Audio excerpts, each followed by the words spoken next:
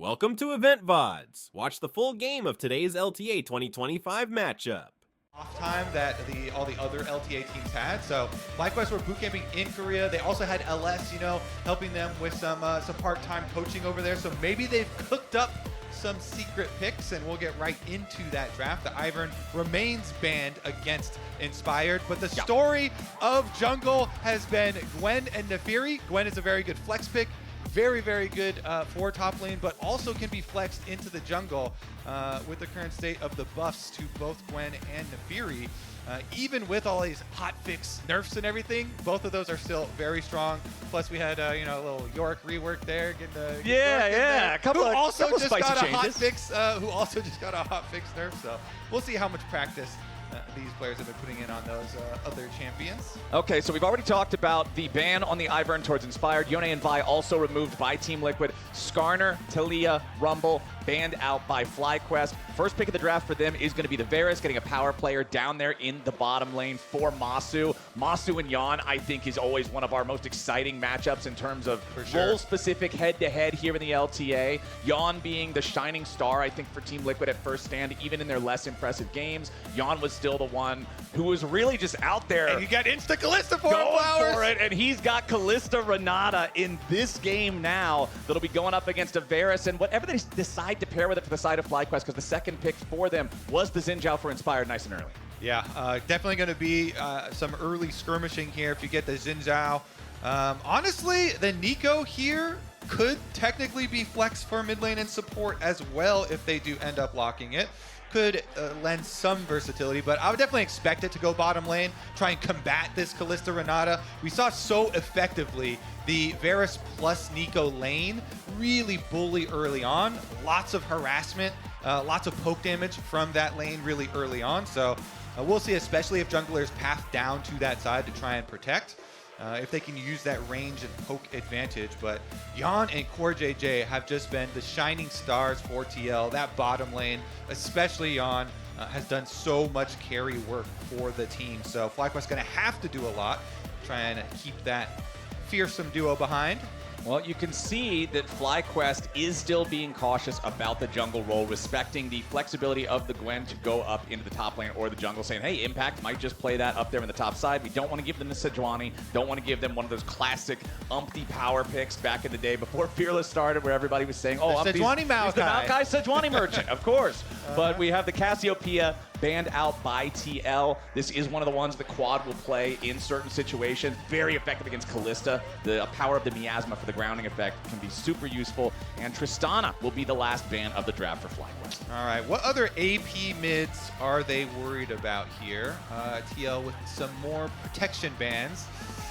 Of course. Hell yeah, buddy! Me too, honestly. Thanks, buddy. Who doesn't?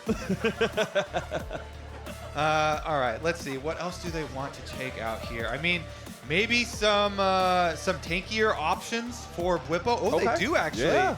One of the specialty picks for Bwipo, the set, which would be a big problem for Gwen, even with Gwen getting the kind of early game-oriented buffs to the champion.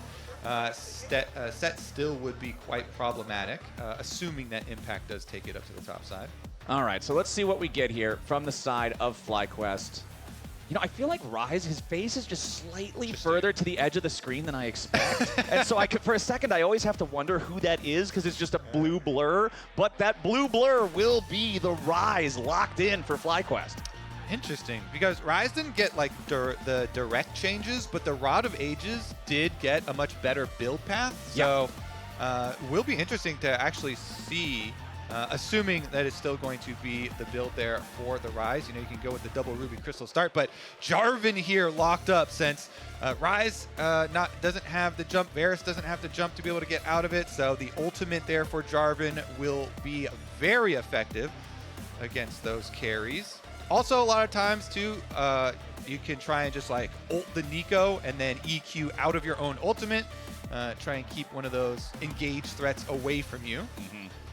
So if last pick of the draft for FlyQuest is for Bwipo, what do they want to save it for? And the Vlad will be the pick. So we have two very powerful, scaling, team fighting capable AP characters for the solo lanes of FlyQuest, with range being the limiting factor on both of them. But on the other side, it's not like Team Liquid's draft has a massive amount of artillery that's going to be flying at you. Yeah, there is a short range AD carry. Ari needs to dive in. Gwen is a melee champion. So it looks like we're going to get a pretty scrappy one here this time. Yeah, I think TL need to be very aggressive, and that is honestly good for them.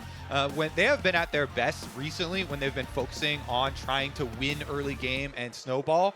And so I think Umpty here on the Jarvan, path down towards the bottom side of the map. Jarvan is very well known for being able to skip camps to go for ganks if there's any sort of opportunity. So if there is early trading in any of these lanes, it is always a gankable lane for Jarvan. He literally only needs level 2. Ideally, you do get to keep your farm up like every other jungler, but it's nice to always have that option of playmaking. And I feel like League of Legends, we've got, 170, 175 champions in the game now. Of those 170 champions, Jarvan is still the first one that comes to my mind if you say the words level 2 gank. That is what this guy is all about. You see that flag come down in your lane when you might even still be level 1, you're not having a good time. So let's see if Umpty can make that happen. He was a player that came under a lot of criticism during the first split. He was able to rectify a lot of those mistakes once Coach Spawn joined back up with the team. Obviously, fans for Team Liquid still hoping to see him step up more and more as we get into split 2 now. Going up against Inspired on the Xin Zhao. Always a test in the jungle for anybody going up against him. I'm ready to go for this one, Kobe. Ladies and gentlemen, welcome back to the LTA for Split 2. Team Liquid and FlyQuest. This matchup, I feel like it always delivers. Some of the best moments that we've gotten in recent history here in North American League of Legends have been between these two teams. 100% agree. This rivalry has been the rivalry at the top of the LCS.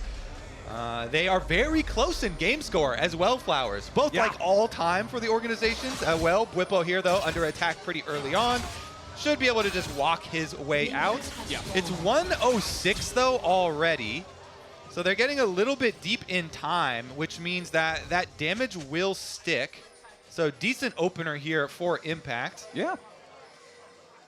Stacking up his Conqueror, chasing him down. Vladimir level 1 does not get to do a lot. Now, one important thing that I'm immediately noticing here is Masu also lost his flash back at level 1, so that's going to be an important thing to keep track of, especially with Jarvan in the game on the enemy team. And also, this is one of those rare games where it is not 4 teleports in solo lanes, right? Bwipo has Flash Ignite, so we'll have to see how that affects the overall macro game as we get further in. I also want to point out the Trinket ward economy here. 3 wards used really early on for FlyQuest to protect the bottom side of the map, and we're mentioning, Jarvan's ability to get creative ganks off. Umpty is starting on the top side, so we'll be pathing down towards the bottom side. Of course, we need to take a moment to reflect on TL. The most important reflection of that event.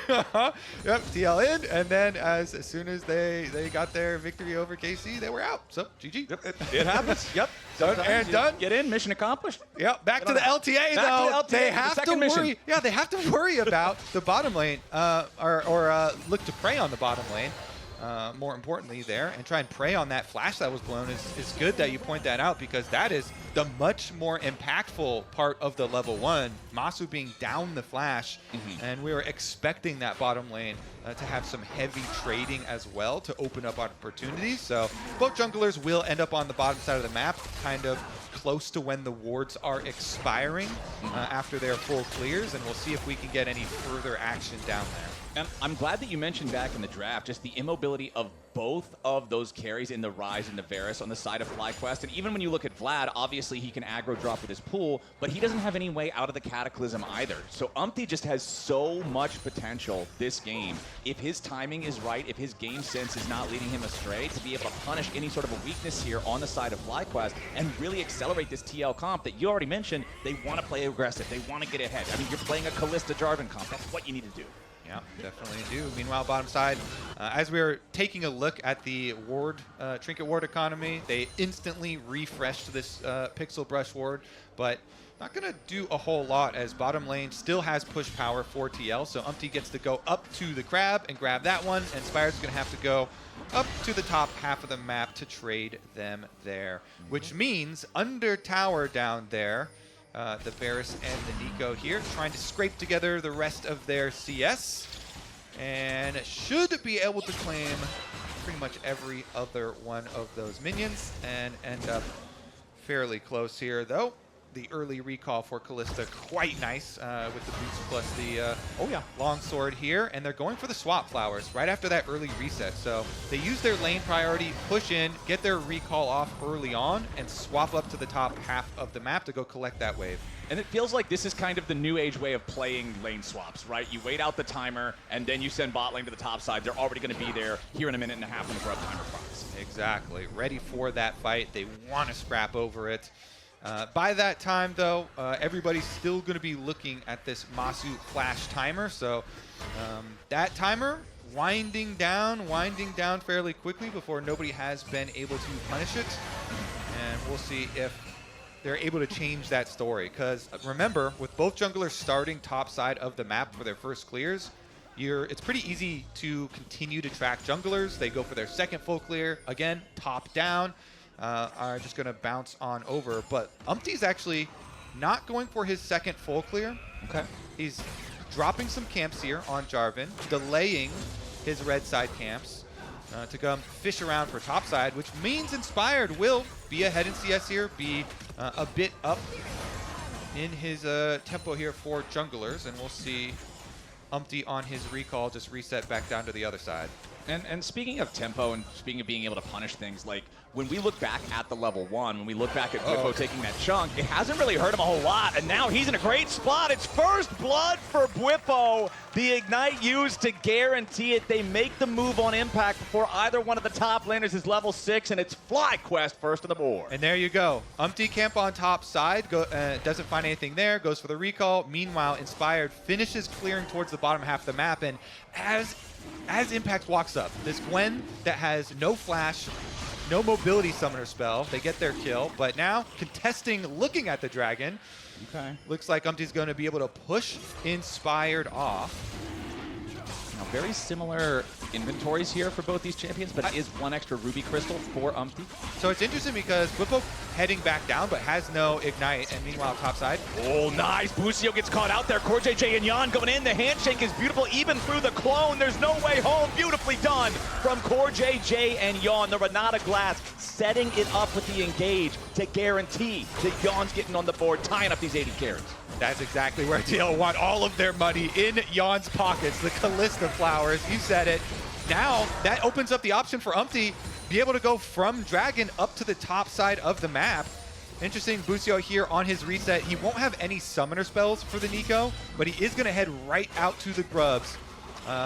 Looks like they're going to at least try and get some vision down around here. Currently wearing the face of Inspired. Always one of the fun things to keep track of in a Nico game is, will he get any good big chameleon moments as the game goes on? Sometimes halfway through the game, you'll see him be able to successfully sneak into a minion wave or something. Somebody forgets to count. But a lot of the time, I feel like you don't get a ton of value out of walking around like this. Well, looks like after that kill on top side, they will be able to get both of the first early neutral objectives here. So super nice. Yeah. There for TL, for Umpty, but it'll come up and grab these two because you get so much. Oh boy, Bwippo in some danger. Impact nearly getting the kill, but nearly is not good enough. Quad arrives with the Realm Warp. Impact falls down, and again, it's that difference in mobility summoner spell. Bwippo having the flash to get the extra distance keeps him alive. Flowers. Before we got into this game, in the opener, we're talking about, will Bwippo be able to make Impact look like he did at First Stand and put him in those same deficits that we saw Impact facing in international play on matchups that were just like this, when he even had the exact same champion of the Gwen. And with Inspired going down there, it certainly looks to be that case. Vladimir definitely going to be very annoying, going for the boots of speed here really early on. Swiftness boots here will have a very easy time of getting into or out of the large clump of short-range champions on the side of TL. So It just feels like Vladimir is set up to be Thanos in this game. Yeah. He really excels into clumps of short-range champions, and with Inspired doing such an efficient job of making sure that Bwipo is going to have a strong early game and a lot of money in this game, with the early kill, with some very good laning stats for himself already on the Vladimir, certainly feels like Bwipo is set up to be an absolute terror here. I especially like the Swifty Rush, considering the fact that he's playing the Conqueror version of Vlad that can trade better but doesn't have the same mobility as the Phase Rush one. Just making up for a little bit of the lack of that Phase Rush there. Obviously not nearly as effective, but still shores it up a bit. As one thing that my eyes are immediately drawn to, my friend, is those timers in the top left and top right parts of the screen, because we've got ourselves the next set of grubs as well as the next Drake spawning at almost identical timers, as Impact jumps in after Bwipo there, wants to make sure he trades very quickly, watching the transfusion bar, getting back before Bwipo can have that empowered Q. Lucio just setting some vision down in the enemy jungle, should be able to take note of Umpty farming up his red buff here, might even get the exact kill timer on it, but Umpty just continuing to farm up. The Jarvan 0, 0, and 0. Kobe, I don't like seeing my Jarvans at 0, 0, and 0 10 minutes into the game. But what if I told you that he got the first dragon as well as the first set of grubs? So, you know. I'd still rather see something other than a box of donuts there in the KK. Flowers want some kills. Flowers want some action. He has been able to grab the objectives in the resets afterwards. And remember about like the openings to those. It was off of their reset when the kill went down on Impact initially, chasing him off the dragon, and then going up to the top side, grab his grubs after the duo made their play. So has kept up his duties there. Meanwhile, lots of deeper vision getting in on honestly both sides of the red quadrants here for the junglers. So we'll see as CoreJJ now does not have anything to remove it, doesn't pop the sweeper there and clean their own side. So Quad is going to have plenty of information for himself on that bottom side of the map with the jungle fully lit up. All right, Umpty wants to try to help out Impact up here. Bwipo has had assistance from Inspired twice. It has been deadly for Impact's Gwen game so far. Bwipo trying to get this wave shoved up a little bit further, but greed might get the better of him, as now Bwipo's going to find himself in a 1 versus 3. Tries to lay down the Hemo Plague, maybe get something back here against Impact. Drops into the pool, needs a little bit more, might just find it, not quite, but no, he does! Did it. He does! The bailout's not going to work because he didn't have the timing right. The bailout is down there, but the Impact kill already came in, and so he doesn't get to reset. Oh my goodness, that is not looking great for them, as CoreJJ has to try to get back away now. Umpty using the combo to provide a little bit of extra space for his support. FlyQuest going to claim Feats of Warfare off of that 1-for-1. Oh, that timing is so tragic for TL. Bwipo still gets a counter kill in the 1v3 that they send at him. That is so good for FlyQuest. It's insane. They're going to be able to get their second pack of grubs, deny the full 6 from Team Liquid. That's a 3v1, man. With the timing on that bailout, so close right there, too, as he's going down. If the bailout was just, the timing was slightly different, then boom, you kill him, awesome, you're immediately rezzed, everything's perfect, but just not quite there for TL. Bwipo, I'm sure, more than happy to make that trade. Umpty is going to start up the second Drake of the game now, hopefully get TL off to a 2-0 lead in those. Let's take another look at how this went down, because this was so close here at the end. Yeah, so, I mean, Bwipo goes immediately onto Impact, stats up his Conqueror, gets his Ignite, gets his ult down, and then the bailout is on him, but oh, and it's just right after. So he does not get the credit. Nice kill there, yeah. Yup. Head and hands. Really, really well done by Bwipo, too. Got him. Oh, that was Grenadi's W, and that's it.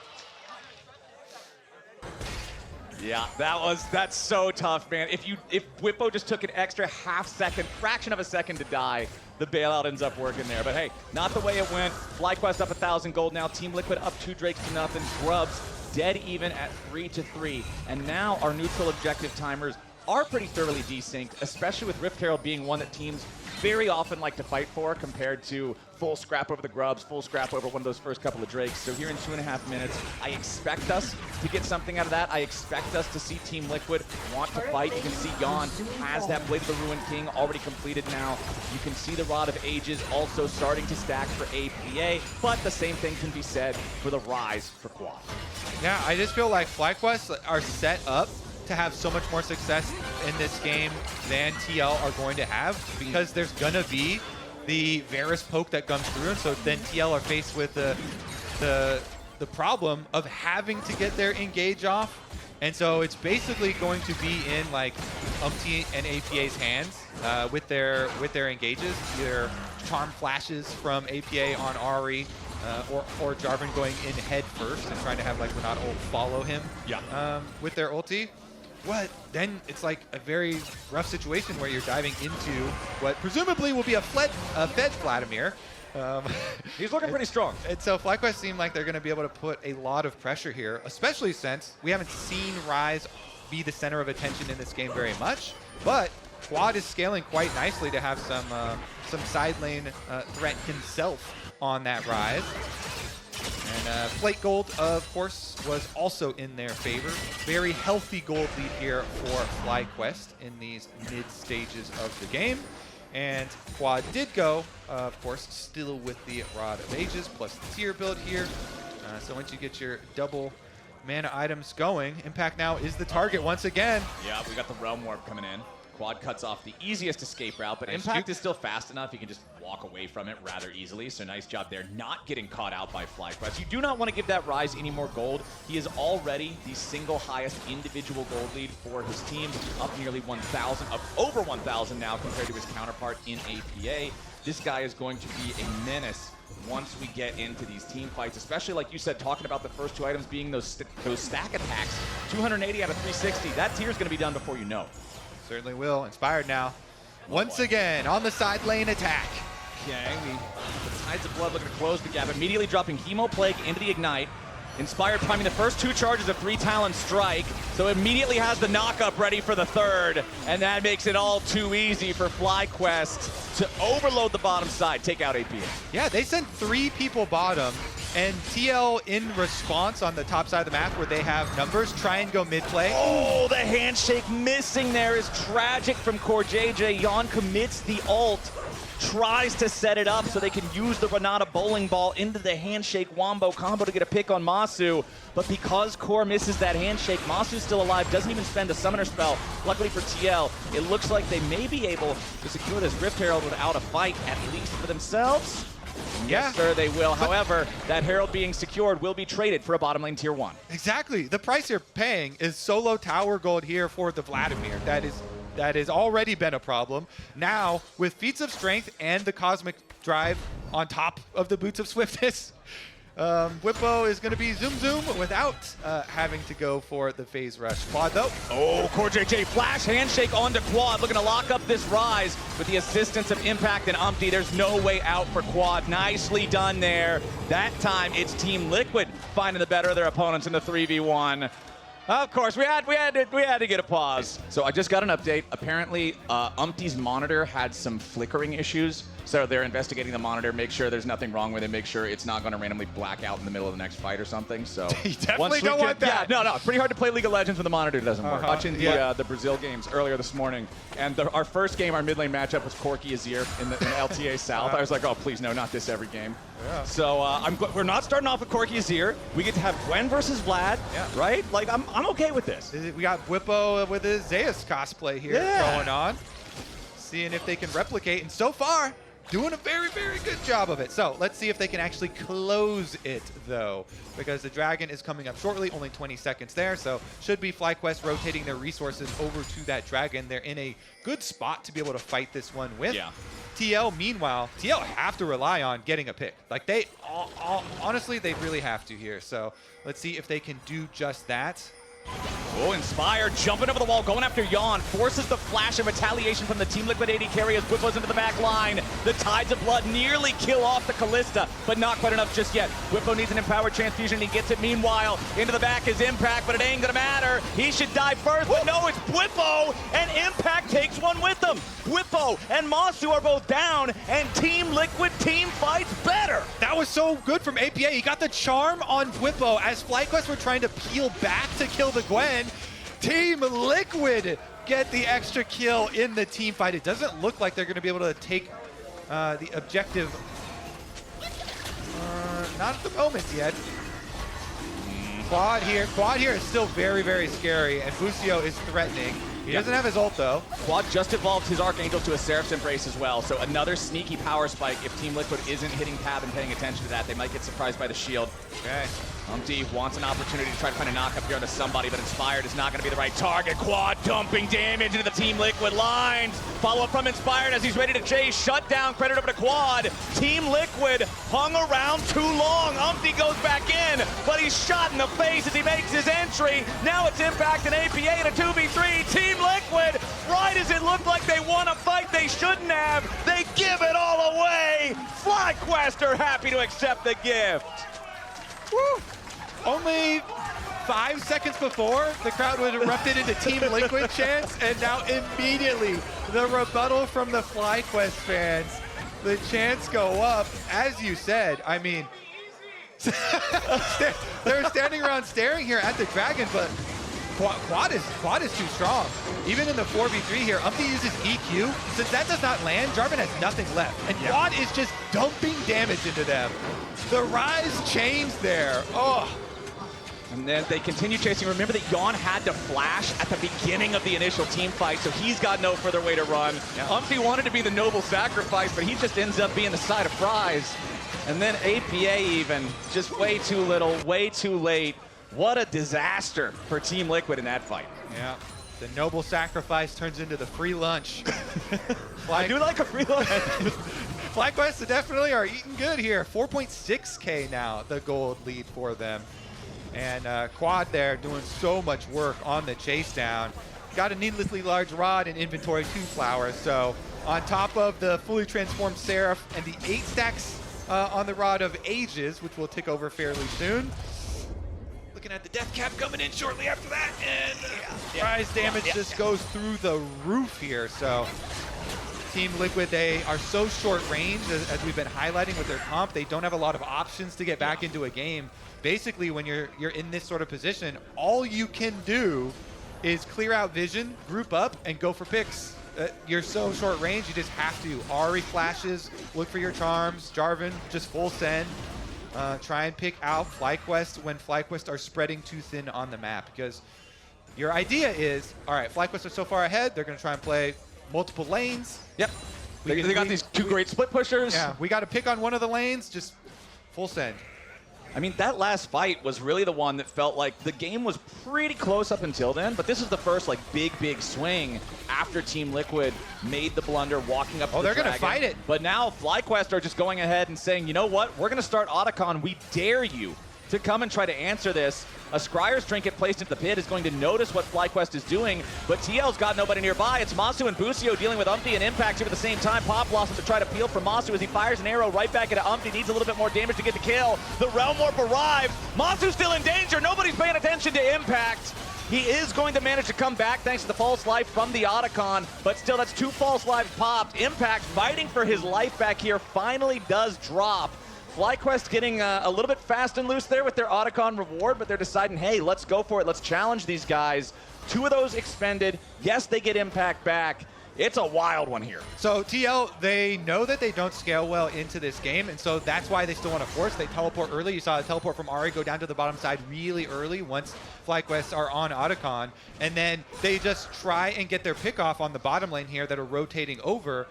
Even though FlyQuest get the Otacon kill while this attempt on the pick is going, it still actually is able to get a decent amount of work done. Umpty here tries to run away, but Impact, despite the early kind of rough start for Impact, when still doing so much work there in the back line, and they're able to get 2 of those GAs off immediately. Still though, FlyQuest, very Let's take a listen in on the comms. If you need help with Gwen, guys, say something. We are taking result. We were not seeing it. Yeah, just say something. We got to rise up. We'll teleport over. Dial 1-800-HELP right now, and we'll try and get there quicker. 1-800-HELP. It did seem a little bit disjointed there. Even when I have heard that this time it is the same issue that affected Umpty. However, this time it is Whippo's monitor that is experiencing flickering. So now that we've had this affect 2 different players, League officials are going around to all 10 players here on the stage, checking the monitors, making sure all the connections are the way that they should be. That's good. Nobody's been nibbling on them. Okay, yeah. No random critters eating the cables. You were feeling a little hungry. Yeah, you know me. Sometimes the game goes a little bit too long. Monitor cables looking Pauses real a tasty. couple too many times. It's all right. We're chilling. Okay, so after that fight on the reset, you see immediately push out top lane here for Team Liquid. Impact there on the Gwen, still at least trying to get that done since he does have his teleport ready.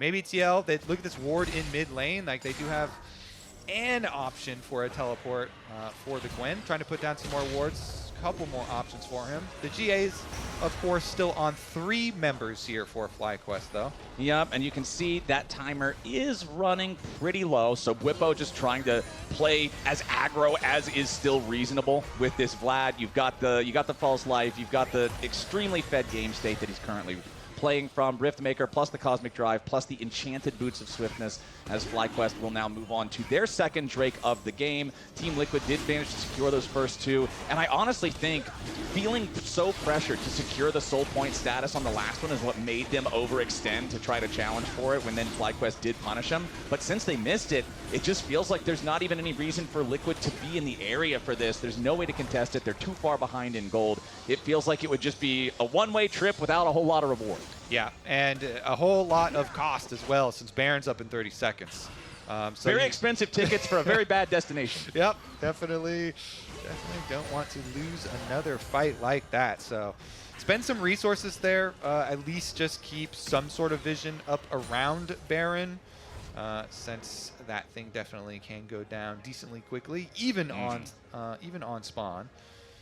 Interesting. Couple of options here. Since they do have Quad's teleport, I do kind of always like those like trailing split push plays, especially when you have the Rise Realm Warp ready, and 2 pretty strong split pushers. But it looks like they still rotate Whippo over to the mid lane here just to be closer to Baron with his Ignite Flash on the Vladimir, and keep Quad in the bottom side by himself to be able to end hellos. And I'm glad you bring up the Ignite Flash, because it's something that I mentioned at the very beginning of the game, but one advantage Team Liquid could have here in terms of this macro game state that we're talking about, lane assignments, getting everybody ready for Baron. Team Liquid does have the 2 teleports compared to only the 1 for FlyQuest. Yawn under pressure, Inspired, jumping in there with the Wind Becomes Lightning with that extended Audacious Charge, but Yon's not going to waste any summoners on that or anything of the like, but it will push Team Liquid further back into their own jungle. FlyQuest securing total control here over the river. Scryer's Bloom, yes, it's going to see Busio, it's going to see 1 ward, but FlyQuest knows that this area now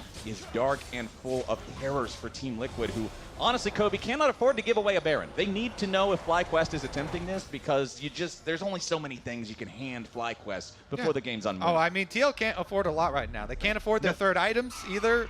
It's a full death cap advantage for Quad over APA at the moment. So very, very rough position to start out a Baron contest, and that's why FlyQuest are just going at everyone they see, being very aggressive on their positioning, clearing out all the vision around Baron, and then just trying to force here. Of course, TL have to be careful with their summoner spells too.